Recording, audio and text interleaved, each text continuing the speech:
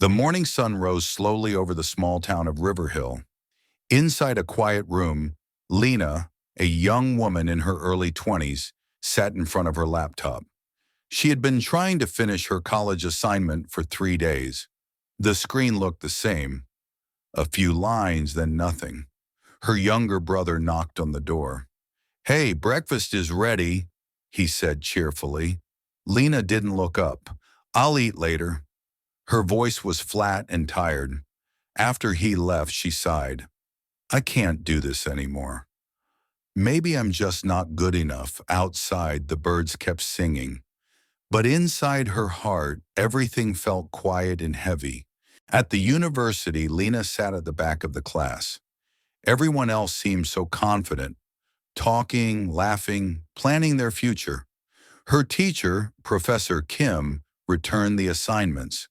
When he reached her, he said softly, "Lena, your work has potential, but you stopped halfway." She looked down. "I just couldn't finish." He smiled kindly. "You remind me of myself when I was your age. Sometimes we give up not because we can't do it, but because we stop believing that we can." His words stayed in her mind, like a quiet echo she couldn't forget. That evening, dark clouds filled the sky. Lena walked home slowly, her umbrella shaking in the wind. She saw a little boy on the corner of the street. His bike had fallen and his knee was bleeding. Lena ran over to help. "Are you okay?" The boy tried not to cry. "I fell again." "I'm never going to learn," Lena smiled gently. "I used to fall off my bike too. But you know what helped me?" The boy looked at her curiously. "I didn't give up," she said. "I just kept trying." He sniffled and nodded. "I'll try again tomorrow."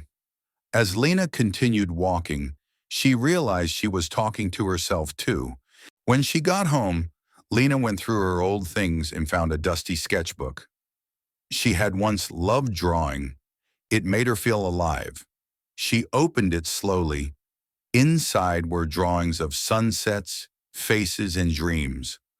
For a long moment, she just stared. Then she whispered, "I used to believe in myself once." She took a pencil, turned to a blank page, and began to draw again. The lines were shaky at first, but soon her hands started to move with memory and rhythm. It felt like meeting an old friend after a long time. Later that night, Lena's father knocked on her door. He saw her sketching and smiled. "I haven't seen you draw in years," he said. She looked up.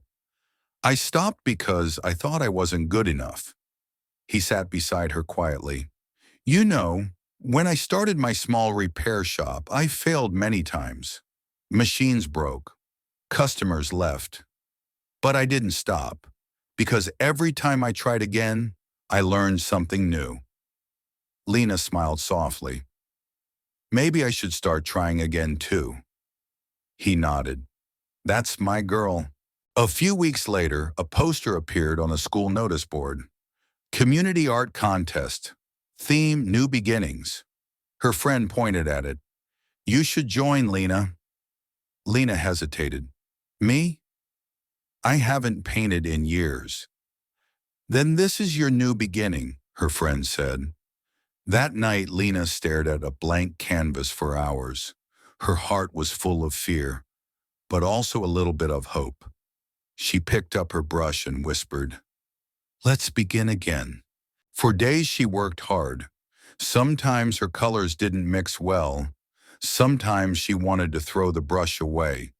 But every time she felt like stopping, she remembered the boy with the bike, her teacher's word, her father's story.